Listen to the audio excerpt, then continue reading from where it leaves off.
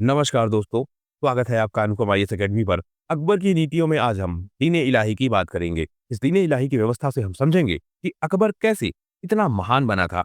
वह कौन-सी नीतियाँ थी, वह कौन से काम थे, जिसने अकबर को इतना महान बना दिया। तो मैं अनुपम तिवारी स्वागत करता हूँ आपका अपने इस यूट्यूब चैनल पर। अगर अभी तक आपने इस चैनल को सब्सक्राइब नहीं किया है, तो इस चैनल को ज़रूर सब्सक्राइब कीजिए और ज़्यादा से ज़्यादा लोगों तक इसको शेयर भी कीजिए, क्योंकि यहाँ पर हम लोग यूपीएससी की तैयारी के लिए, यूपीपीसीएस की तैयारी के लिए या फिर जितने भी गवर्नमेंट एग्जाम हैं, उनकी तैयारी के लिए बहुत डिटेल से चीज़ों को देख रहे हैं। स्पेशली हम टारगेट कर रहे हैं सिविल सर्विसेज के एग्जाम पर। यहाँ पर हम प्राचीन भारत को बहुत डिटेल से ऑलरेडी कवर कर चुके हैं। मध्यकालीन भारत को हम कवर कर रहे हैं। मध्यकालीन भारत में भी हम अकबर तक आ चुके हैं, यानी मुगल साम्राज्य जो सबसे इंपॉर्टेंट फेज पे है, वहां तक हम आ चुके हैं। इसके बाद हम आधुनिक भारत की भी शुरुआत करेंगे। अकबर की जो दीन इलाही की व्यवस्था है, इसको हमको कैसे समझना होगा? एक तो यह व्यवस्था क्या थी अपने आप में, दीन इलाही। लेकिन उसके साथ-साथ हमको यह भी समझना होगा कि यह पूरा एक क्या है, पैकेज है। पैकेज का मतलब क्या? दीन इलाही की व्यवस्था के साथ-साथ और भी जो बहुत सारी नीतियाँ हैं, किसकी नीतियाँ? अकबर की नीतियाँ। और बहुत सारे जो अकबर ने काम किए हैं, यह दोनों मिलकर इसको क्या करते हैं? एक तो दीन इलाही की व्यवस्था, उसके अलावा कुछ अन्य नीतियाँ, उसके अलावा अकबर ने जो थोड़े बहुत और काम किए हैं, इन सब के साथ मिलकर अकबर क्या बन जाता है? एक धार्मिक नेता। यानी दीन-ए-इलाही अकेले में केवल एक व्यवस्था नहीं है, इस व्यवस्था के साथ जब और भी नीतियाँ जुड़ती हैं अकबर की, इस व्यवस्था के साथ अकबर के जब और भी बहुत सारे काम जुड़ते हैं, तो अकबर क्या बन जाता है? एक धार्मिक नेता। यानी सभी धर्मों के लोग अकबर को स्वीकार करें, इस व्यवस्था के साथ अकबर कहीं न कहीं आता है। तो पूरी जो व्यवस्था है उसको हम समझेंगे और इसमें कई सारे ऐसे फैक्ट हैं जो आपके प्रीलिम्स के लिए बहुत ज़्यादा इम्पोर्टेंट है। तो वीडियो आप पूरा ज़रूर देखिएगा। शुरू करते हैं हम। हीरे-इलाही की नीति क्या है? सबसे पहली बात, 1582 में इस नीति को स्थापित किया गया। हमने देखा था इबादत खाने की व्यवस्था, और इबादत खाने की व्यवस्था में क्या था? यह एक धार्मिक संसद बन चुकी थी। यानी जितने भी धर्मों के लोग हैं, उनको अकबर बुलाता है और धर्म पर उनसे उनके विचार लेता है। अकबर यह समझने की कोशिश करता है कि अलग-अलग धर्मों में क्या-क्या व्यवस्थाएँ हैं। यह अकबर समझ जाता है कहाँ से? इबादत खाने की व्यवस्था से। हमने समझा था कि 1575 में यह इबादत खाना शुरू हुआ था और 1580 में यह इबादत खाना बंद हो गया था। लेकिन अपने 5 साल के दौरान ही अकबर के विचारों में इसने बहुत बड़े परिवर्तन किए। अकबर ने इसके बाद 1582 में एक व्यवस्था अपनाई जिसका नाम है दीन-ए-इलाही, यानी ईश्वर का धर्म। और ईश्वर का धर्म कैसा होना चाहिए? अकबर ने यह समझा कि हर धर्म में कुछ न कुछ बुराई है, हर धर्म में कुछ न कुछ अच्छाई है। तो उसको क्या करना चाहिए? एक ऐसी नीति के साथ चलना चाहिए, क्योंकि आप समझिए अकबर का जो साम्राज्य है, वह साम्राज्य काफ़ी बड़ा है और उस साम्राज्य में अलग-अलग धर्मों के लोग भी हैं। तो अकबर ने यह नीति बना ली कि ऐसी कोई व्यवस्था अपनानी चाहिए धार्मिक रूप से, जो सभी धर्मों को कहीं न कहीं आपस में कनेक्ट करे। और उसके लिए ज़रूरी क्या होगा कि सभी धर्मों के जो कुछ इम्पोर्टेंट भाग हैं, इम्पोर्टेंट रिचुअल्स हैं, उनको शामिल किया जाए राजकीय धर्म में या फिर राजा के धर्म में। इसी के आधार पर दीन-ए-इलाही की व्यवस्था शुरू हुई। कब शुरू हुई? 1582 में। तो एक इसका आधार देखा हमने इबादत खाना। एक है सुलह-ए-कुल की नीति। सुलह-ए-कुल की नीति का मतलब धार्मिक सहिष्णुता की नीति। यानी एक धर्म के लोग दूसरे धर्म के जो रिचुअल्स हैं, उनके जो क्रियाकलाप है, उनकी जो मान्यताएँ हैं, उनकी जो सोच है, उसको स्वीकार करने का साहस कर सके, उसको स्वीकारे। इसको क्या कहेंगे? सुलह-ए-कुल की नीति। तो अकबर का विचार यह है कि सुलह-ए-कुल की नीति को भी लागू किया जाना चाहिए और यह बनता है राजकीय व्यवस्थाओं के तहत। मतलब राजा का अब यह धर्म बन चुका है या फिर राजा ने यह नियम बना दिए हैं कि समाज चलेगा सुलह-ए-कुल की नीति के साथ। और यह सारे विचार आए कहाँ से? इबादत खाने की व्यवस्था से और महज़रनामे की व्यवस्था से। महज़रनामा भी हमने देखा था, अकबर ने इसको इश्यू किया था। हालाँकि हम देखते हैं कि जब बाद में अकबर की मृत्यु हो जाती है 1605 में, उसके बाद यह व्यवस्था यानी दीन-ए-इलाही की व्यवस्था धीरे-धीरे कमज़ोर पड़ने लगती है। तो दीन-ए-इलाही के सिद्धांत क्या हैं? प्रमुख सिद्धांत, सबसे पहला ईश्वर की एकता, इसको कहेंगे तौहीद। तौहीद पर बात की जाती है, यानी जितने भी ईश्वर हैं, उनका जो मूल है, वह कहीं न कहीं एक है। यह इसका पहला सिद्धांत है। जब इस सिद्धांत पर कोई भी समाज चलेगा कि उसके ईश्वर एक है, उनका स्वरूप अलग-अलग है, मूल एक है, तो कहीं न कहीं उनमें क्या आएगी? आपस में सहिष्णुता की नीति आएगी। फिर बात करते हैं सुलह-ए-कुल की। इसमें बात की जाती है सार्वभौमिक शांति की, यानी जितने भी लोग हैं, वह आपस में मिल-जुल कर रहें, एक-दूसरे के विचारों को स्वीकार भी करें। यह भी दीन-ए-इलाही का पार्ट है। फिर नैतिक आचरण, यानी व्यक्तिगत रूप से भी जो व्यक्ति है या कोई भी जो समाज का नागरिक है, उसको कैसा होना चाहिए? नैतिक होना चाहिए। फिर तर्क और ज्ञान, इबादत खाने में यही व्यवस्था थी। तर्क के आधार पर चीज़ों को स्वीकार करने की बात थी। इसीलिए अलग-अलग धर्मों के लोग वहाँ इकट्ठा हुए थे। तो तर्क के आधार पर ज्ञान को विकसित करना, यह किसका पार्ट है? दीन-ए-इलाही का।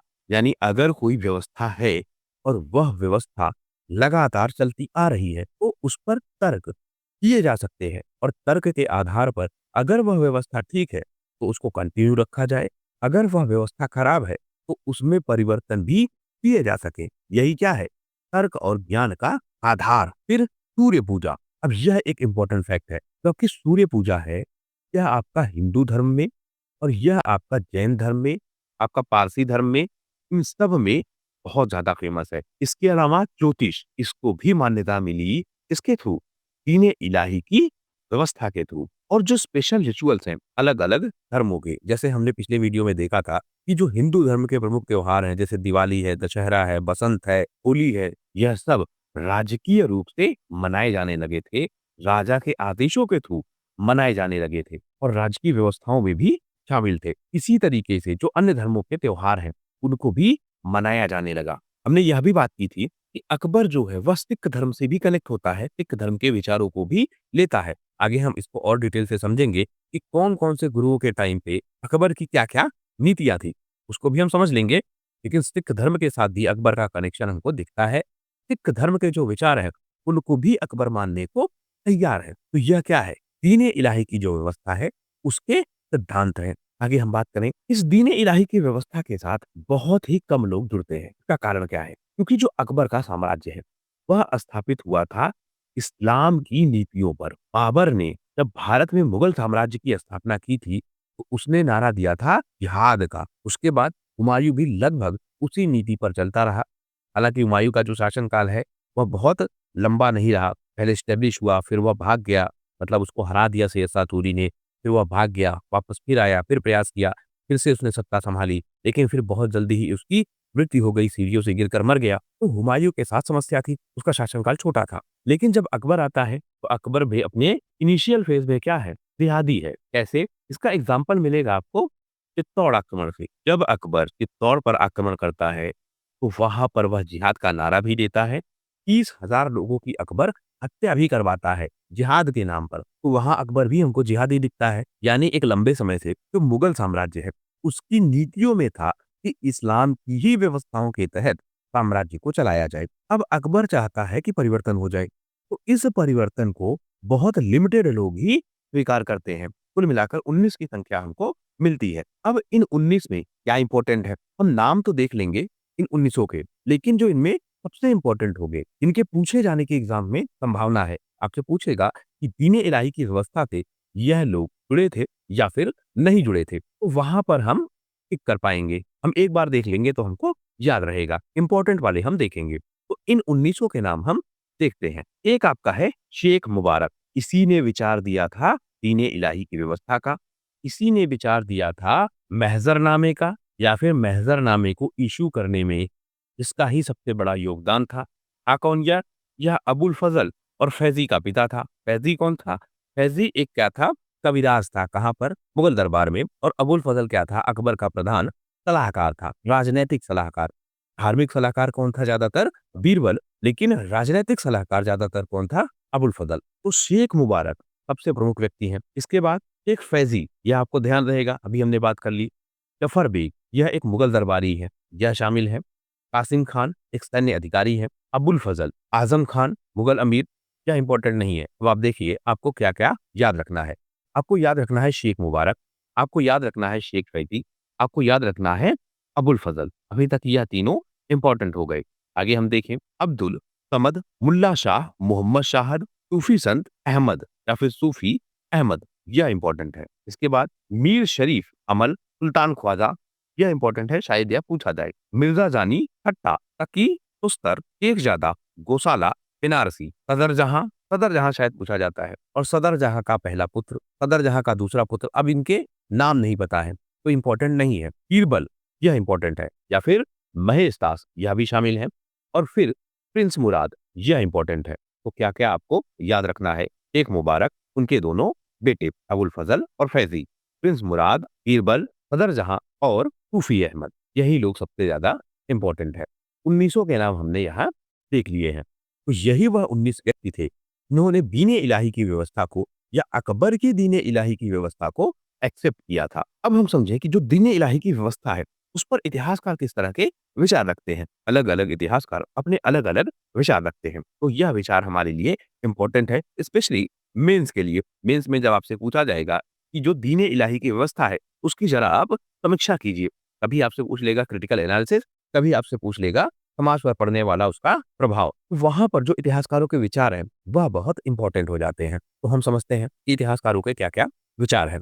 जैसे अबुल फजल, इसने लिखी है अकबरनामा। यह कहता है कि जो दीन इलाही की व्यवस्था है यह एक नैतिक आचार संहिता है। अबुल फजल ने दीन इलाही की व्यवस्था को एक्सेप्ट किया था, तो आप मानकर चलिए कि वह पॉजिटिव चीजें ही लिखेगा। तो वह क्या लिखता है कि नैतिक आचार संहिता है, यानी समाज को किन नियमों के साथ चलना चाहिए, नैतिक नियम क्या होने चाहिए, उनकी क्या है, आचार संहिता है। वह लिखता है बादशाह एक ऐसी किरण है जो संपूर्ण ब्रह्मांड को प्रकाशित करने में सक्षम है। अब यह लाइन आपसे पूछी जा सकती है कि यह लाइन किसकी है, तो अबुल फजल की यह लाइन है। बदायूनी क्या लिखता है, यह आलोचक है, तो यह क्या कर रहा है, आलोचना करेगा किसकी, अकबर की इस दीन इलाही की व्यवस्था की। यह कहता है कि इस्लाम विरोधी यह कानून है, इस्लाम को कमजोर करने की अकबर कोशिश कर रहा है, अपनी महत्वाकांक्षा को यह केवल पूरा करना चाहता है। एम्बिशियस अकबर है और अपनी महत्वाकांक्षा की पूर्ति के लिए वह इस तरह के नियम कानून बना रहा है। इसकी एक किताब है मुतकम उद तवारीख, इसमें यह लिखता है कि उलेमा की सत्ता को अकबर बार बार चैलेंज कर रहा था, उलेमा की सत्ता को वह कमजोर करना चाहता था, उलेमा के हाथों से तख्ती वह खींचकर अपने हाथों में लेना चाहता था, और यही नीति है दीन इलाही की। इससे पहले इबादत खाने में भी अकबर यही कर रहा था, महजरनामे में भी अकबर यही कर रहा था। यानी बदायूनी कहता है कि अकबर जानबूझकर ऐसी नीतियां बार बार लेकर आता है जिससे जो इस्लाम की व्यवस्था है उस इस्लाम की व्यवस्था को कमजोर किया जा सके, और सबसे ज्यादा वह कमजोर कर पाए उलेमाओं की शक्ति को। अगले जो आपके फेमस हिस्टोरियन है विंसेंट आर्थर स्मिथ, यह कहते हैं कि दरअसल अकबर ने जो यह दीन इलाही की व्यवस्था अपनाई थी उसने पोप राजा से प्रेरित होकर अपनाई थी। यानी जैसे पोप होता है एक धार्मिक राजा के रूप में, और उसके द्वारा नियम कानून जो बनाए जाते हैं उसको पूरा समाज एक्सेप्ट करता है। अकबर की दीन इलाही की व्यवस्था कुछ इसी तरीके से थी, यानी पोप का प्रभाव था। हालांकि यह भी लिखता है कि दीन इलाही अकबर की मूर्खता का मारक था, बुद्धिमानी का नहीं। अब यह लाइन भी इंपॉर्टेंट है, किसने कही है आपसे पूछी जा सकती है। तो दो लाइनें हमने देखी, एक अबुल फजल की और एक स्मिथ की, दोनों आपको ध्यान रखनी होगी। फिर एच ब्लॉसमैन कहते हैं कि यह दरअसल कोई नया धर्म नहीं है, बल्कि क्या था, जो पुरानी व्यवस्थाएं थी उसी को अकबर ने कहीं ना कहीं एक्सेप्ट किया, क्योंकि अकबर का साम्राज्य बड़ा था, अकबर के साथ बहुत सारे लोग जुड़े थे, तो अकबर ने उनकी बातों को अपना लिया। इसी को कहता है वह दीन इलाही। यानी ब्लॉसमैन कहता है कि यह कोई नया सिद्धांत या कोई नया धर्म नहीं है। इरफान हबीब कहते हैं, यह कहते हैं कि यह एक बहुत दुर्लभ दृष्टि है, यानी इस्लामी राजा कोई इस तरह की व्यवस्थाओं को अपनाए, पूरे सिद्धांत को अपनाए, ज्योतिष को अपनाए, अन्य धर्मों के जो त्योहार हैं उनको राजकीय रूप से मनाए, उनके विचारों को एक्सेप्ट करे, यह सब क्या है, बहुत दुर्लभ है। और अकबर इन नीतियों के साथ आता है। एल बाशम कहते हैं कि अकबर एक बहुत दूरदर्शी नेता है, उसको यह समझ में आ चुका था कि अगर साम्राज्य को शांतिपूर्ण तरीके से चलाना है तो ऐसी ही व्यवस्थाओं के साथ आगे बढ़ना होगा। अतहर अली कहते हैं कि यह अकबर की एकता की दृष्टि का हिस्सा है, यानी अकबर लोगों को एक करना चाहता है। अहमद अल फारूकी कहते हैं कि यह व्यवस्था काफी खतरनाक थी, क्योंकि बाद में इसने बहुत सारे नुकसान भी पहुंचाए। ऐसे नुकसान तो दरबारी षड्यंत्र है, दरबार में जो लोग हैं वह इस व्यवस्था के कारण आपस में बहुत ज्यादा लड़ेंगे। जब तक अकबर रहेगा तब तक यह व्यवस्था तो प्रभावशाली तरीके से रहेगी, लेकिन अकबर के जाने के बाद जो अकबर के समर्थक थे उन पर क्या होगा, बहुत ज्यादा प्रेशर होगा कि इस व्यवस्था को कमज़ोर किया जाए और धीरे-धीरे हम देखते हैं, यह व्यवस्था कमज़ोर हो जाती है और औरंगज़ेब के काल आते-आते हम देखते हैं कि औरंगज़ेब कितना कट्टर हो जाता है। तो अहमद अल फारूकी अल सरहिंदी कहते हैं, यह व्यवस्था बड़ी खतरनाक थी। अब दीन-ए इलाही में ही एक व्यवस्था थी, तहारगाना-ए इखलास। अब यह व्यवस्था क्या थी? दीन-ए इलाही की व्यवस्था में शामिल होने के लिए कुछ सिद्धांत थे। मतलब एक तो सामाजिक रूप से क्या नियम कानून होने चाहिए, वह तो हो गया दीन-ए इलाही का पार्ट। लेकिन एक व्यक्तिगत रूप से क्या नियम कानून होने चाहिए, वह क्या हो गया? तहारगाना-ए इखलास, यानी किसी भी व्यक्ति में 4 प्रमुख गुण होने चाहिए, जिसके बाद ही वह दीन-ए इलाही की व्यवस्था से जुड़ सकता है। अब यह 4 प्रमुख गुण क्या है? आग, हवा, पानी और भूमि। अब इसके अलग-अलग वर्णन है। कुछ लोग 4 को कुछ और बताते हैं, कुछ लोग 4 को कुछ और बताते हैं। कुल मिलाकर बात यह है कि अगर आपको दीन-ए इलाही की व्यवस्था में शामिल होना है और आप यह मानते हैं कि आप में दीन-ए इलाही की भावना है, तो आपको इन 4 चीज़ों में अपने विचारों को रखना होगा। जैसे आग का मतलब क्या हो गया? आग का मतलब योद्धा। इसका मतलब क्या? एक योद्धा के क्या विचार होने चाहिए, उसको सीमित किया गया। हवा का मतलब क्या? शिल्पकार और व्यापारी, इनके भी क्या विचार हो, उनको सीमित किया गया। विद्वानों की तुलना पानी से और किसानों की तुलना भूमि से। यानी यानी हर किसी के क्या व्यक्तिगत विचार होने चाहिए, वह रखा गया है कहाँ पर? तहारगाना-ए-इखलाक में। अब यह है क्या? जैसे अपनी संपत्ति का या फिर धन का त्याग करना। योद्धाओं के लिए यह नियम है कि बहुत ज़्यादा आपको संपत्ति का सृजन नहीं करना है, बहुत ज़्यादा आपको संपत्ति इकट्ठा नहीं करनी है। इससे क्या होगा? लूट-मार कम होगी और साम्राज्य जो है, वह शांतिपूर्ण तरीके से विस्तृत हो पाएगा। तो संपत्ति का क्या करना है? त्याग करना है। फिर बात है जीवन के त्याग की, यानी अपनी जो जान है, वह अकबर के लिए कुर्बान करने की निष्ठा होनी चाहिए। अगर अकबर पर संकट है, तो अकबर से पहले उस संकट को स्वयं पर स्वीकार करने वाला जो व्यक्ति है, वही क्या है? तहारगाना-ए-इखलाक के साथ और वही व्यक्ति दीन-ए-इलाही की व्यवस्था में शामिल हो सकता है। फिर सम्मान और इज्जत का त्याग, मतलब आपका सम्मान राजा के सम्मान से बड़ा नहीं है। यानी अकबर का सम्मान क्या है? सबसे ऊपर है, उसके नीचे रखना चाहिए आपको अपना सम्मान। यह भी किसमें है? तहारगाना-ए-इखलाक में। फिर धर्म का त्याग, यानी आपकी जो धार्मिक नीतियाँ हैं, उसको आपको छोड़ना होगा। राजा की जो धार्मिक नीतियाँ हैं या फिर राजा ने जो नियम कानून बनाए हैं, उन नियम कानूनों के साथ आपको चलना होगा। ऐसा नहीं है कि अपने नियम कानूनों के साथ या अपनी ही परंपराओं के साथ आप चलते रहें और उससे समाज में क्या हो? कट्टरवाद का विकास। तो यह भी क्या है? इसी व्यवस्था का पार्ट है। हमने इस व्यवस्था को भी समझ लिया। दीन-ए-इलाही क्या है? साम्राज्यिक व्यवस्था। तहारगाना-ए-इखलास क्या है? व्यक्तिगत व्यवस्था। आगे बढ़ते हैं हम। अकबर ने इन सब के अलावा और भी बहुत सारे सामाजिक कार्य किए, यानी अन्य धर्म के जो लोग हैं, उनको भी एक्सेप्टेंस दी। यहाँ पर हम धार्मिक एंगल से ही अकबर को अभी देख रहे हैं। तो जो अन्य धार्मिक योगदान है, जिनको हम रखेंगे सामाजिक योगदानों की श्रेणी में, वह क्या है? जैसे एक है आपके वल्लभाचार्य और इनके पुत्र हैं विट्ठलनाथ। इनको इन्होंने क्या किया? गोकुल और जैतपुरा में जागीरें प्रदान की, यानी अन्य धर्म के लोगों को भी समर्थन दिया। अब यह वल्लभाचार्य कौन थे? यह पुष्टि मार्ग के संस्थापक हैं और पुष्टि मार्ग किससे जुड़ा है?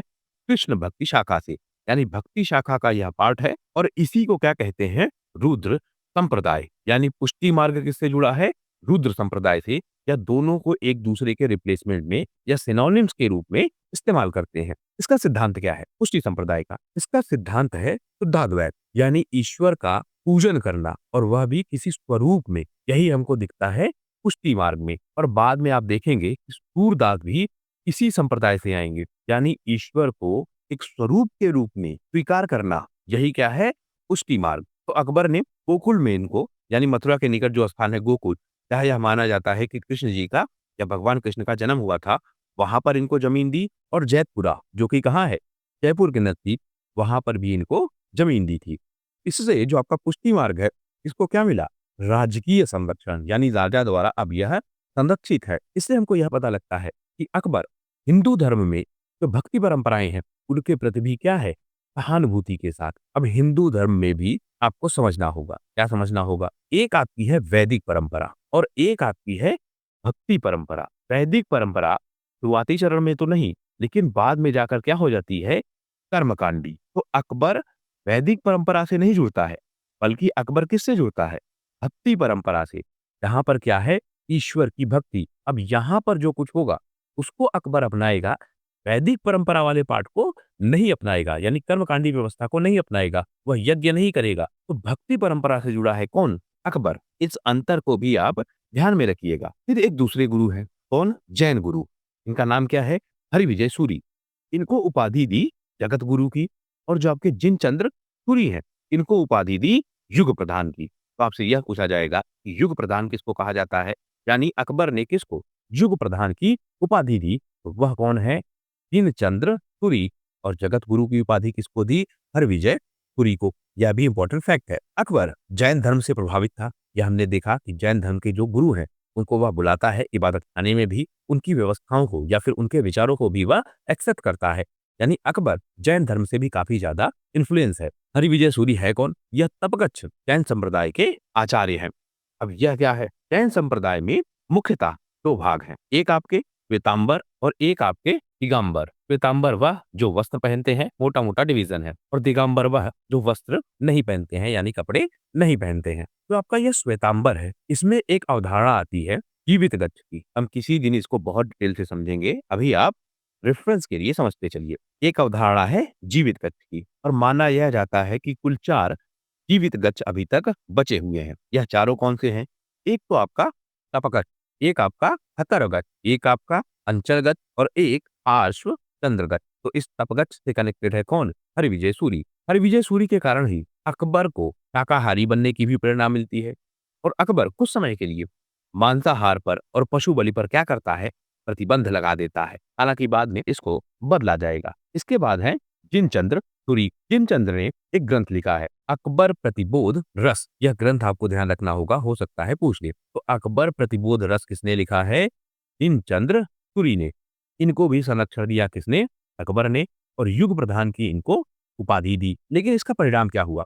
इसका परिणाम यह हुआ कि जब अकबर ऐसी नीतियों के साथ आगे बढ़ रहा है, वह हिंदू धर्म को भी समर्थन दे रहा है, उनको भूमि प्रदान कर रहा है, उनको राजकीय संरक्षण दे रहा है, तो इससे जो कट्टरवादी इस्लाम है या मुस्लिम धर्म में, या उस समय अकबर के दरबार में जो मुस्लिम है, उनमें से जो कट्टरवादी है, वह धीरे धीरे अकबर के ही खिलाफ हो जाएंगे। और एक समय आपने देखा था, जब अकबर को यह घोषित कर दिया गया था कि वह मुस्लिम नहीं है, तो उस लेवल तक भी चीजें जाएंगी। कुल मिलाकर अकबर की यह व्यवस्थाएं थी जो अकबर ने अपने समय काल में की थी। मुस्लिम इसका लगातार विरोध करेंगे, स्पेशली कट्टरवादी। इसके बाद एक व्यक्ति और है, दस्तूर। दस्तूर कहा जाता है, जैसे होता है आपका पुजारी, वैसे ही होता है दस्तूर। तो दस्तूर मेहरजी राणा है। इनको भी 200 बीघा जमीन दी थी। किसने?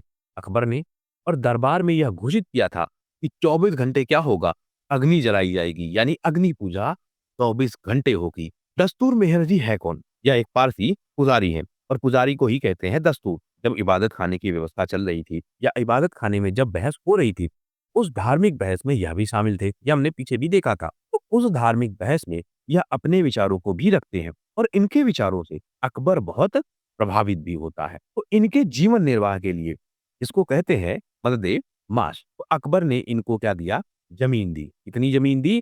200 बीघा। बाद में जो इनके पुत्र हैं, किसके पुत्र? मेहर जी के, इनको कैकाबाद में 300 बीघा जमीन और दी। कुल मिलाकर कितनी जमीन दी? 500 बीघा। 200 बीघा किसको दी? मेहर जी राणा को। और 300 बीघा बाद में फिर किसको दी? इनके पुत्र को। आपसे बीघा नहीं पूछा जाएगा, आपसे यह पूछा जाएगा कि जमीन किसको दान में दी थी। तो वह है आपके मेहर जी राणा। फिर एक व्यवस्था हमने देखी कि आग जलाने की, जो का पारसी धर्म है, उसमें अग्नि को बहुत पवित्र माना जाता है। हिंदू धर्म में भी अग्नि को बहुत पवित्र माना जाता है। हिंदू धर्म में भी अग्नि पूजा खूब होती है। और अग्नि पूजा आप वैश्विक सभ्यताओं में जब भी देखेंगे तो बहुत ज्यादा इंपॉर्टेंट है।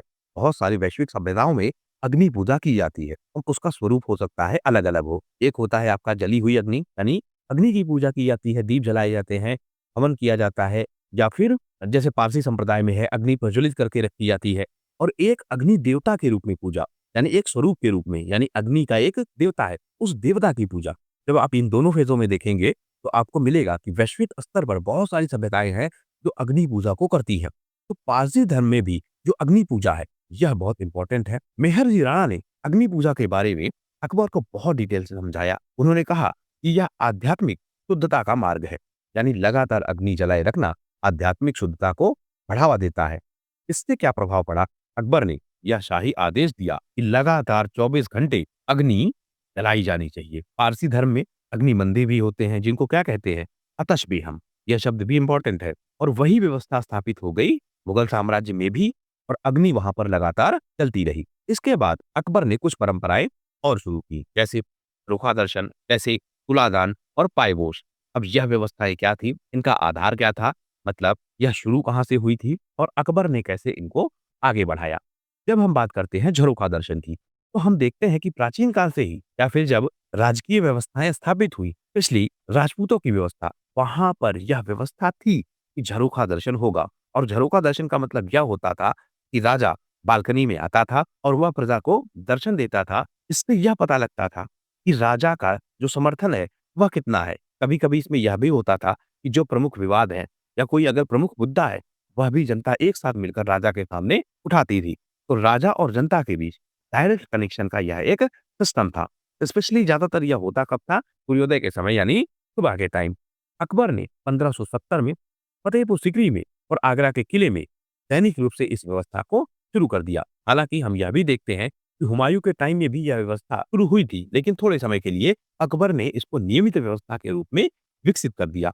हालाँकि अब यह भी इस्लामी धर्म के विपरीत था, यानी इस्लामी धर्म व्यवस्था में जो आपका राजा होता है, वह सार्वजनिक रूप से उपलब्ध नहीं होता है। अकबर ने इस नीति को भी पलटा और झरोखा दर्शन की व्यवस्था उसने शुरू की। इससे हुआ क्या? अकबर को मान्यता मिली, सार्वभौमिक मान्यता, और लोग उसको अपना सम्राट स्वीकार करने लगे। हालाँकि हम बाद में देखते हैं कि औरंगज़ेब ने इस नीति को परिवर्तित कर दिया और झरोखा दर्शन बंद हो गया। फिर दूसरी व्यवस्था है तुलादान की। तुलादान का मतलब क्या? तराजू पर राजा बैठता था, दूसरी तरफ सोना-चांदी, हीरे-जवाहरात, कभी-कभी अनाज, इनसे राजा को तौला जाता था। तौलने के बाद इसको बाँट दिया जाता था जनता में। तो यह तुलादान की व्यवस्था थी। अकबर का जन्म होता है फरवरी के महीने में और इसी फरवरी के महीने में अकबर भी तुलादान की व्यवस्था को अपनाता है। हालाँकि मूलतः यह हिंदू परंपरा है, लेकिन इस परंपरा को अकबर जारी रखता है या फिर अकबर अपने समय काल में फिर से शुरू करता है और अपने जन्मदिन के अवसर पर तुलादान की व्यवस्था अपनाता है और जो भी उसका वज़न होता है, यानी अकबर का जो वज़न होता है, उसके बराबर या तो सोना-चांदी या अनाज वह दान करता है। बाद में औरंगज़ेब ने इसको भी बंद कर दिया क्योंकि यह उसके हिसाब से मूर्ति पूजा है। तो 2 व्यवस्थाएँ, एक झरोखा दर्शन, एक तुलादान, इन दोनों को बंद किया था किसने? औरंगज़ेब ने। जो तीसरी व्यवस्था है पायबोस, इसको बंद किया था किसने? शाहजहाँ ने। या अंतर आप ध्यान रखिएगा, पायबोस को बंद किया है शाहजहाँ ने, तुलादान और झरोखा दर्शन को बंद किया है औरंगज़ेब ने। पायबोस क्या है? पायबोस दरअसल एक पारसी परंपरा है और दरबारी शिष्टाचार का एक नियम है। इसमें होता क्या था? जो भी दरबार में आता था, वह राजा के चरणों को चूमता था। अकबर ने इस व्यवस्था को भी स्टार्ट किया। अब राजा के दरबार में जो भी आएगा, वह एक तो सिजदा करेगा। सिजदा मतलब झुक कर प्रणाम करना, मतलब पूरी तरीके से बेंड होके प्रणाम करना राजा को या फिर सलाम करना, आप जो भी कह सकते हैं। और पायबोस मतलब क्या? राजा के पैरों को चूमना। इन दोनों व्यवस्थाओं को अकबर ने शुरू करवाया। तो यह क्या है? अकबर की धार्मिक नीतियाँ। अब इनके थ्रू भी अकबर खुद को क्या एस्टेब्लिश कर रहा है? धार्मिक रूप से राजा या फिर सार्वभौमिक राजा। तो इस तरह अकबर की यह दीन-ए इलाही की व्यवस्था है। उसके जो और फैक्टर्स हैं या फिर उसके जो और कंपोनेंट्स हैं, जो मदद करते हैं दीन-ए इलाही की व्यवस्था को एस्टेब्लिश करने के पीछे, उसको हमने समझ लिया और यह व्यवस्था अकबर को कैसे महान बनाती है, यह भी हमने समझ लिया। इस वीडियो में फिलहाल सिर्फ इतना ही। वीडियो यदि पसंद आया हो तो प्लीज़ शेयर कीजिए अपने दोस्तों के साथ और सब्सक्राइब कीजिए इस चैनल को। आपका हमसे जुड़ने के लिए बहुत-बहुत धन्यवाद। आपका दिन शुभ हो।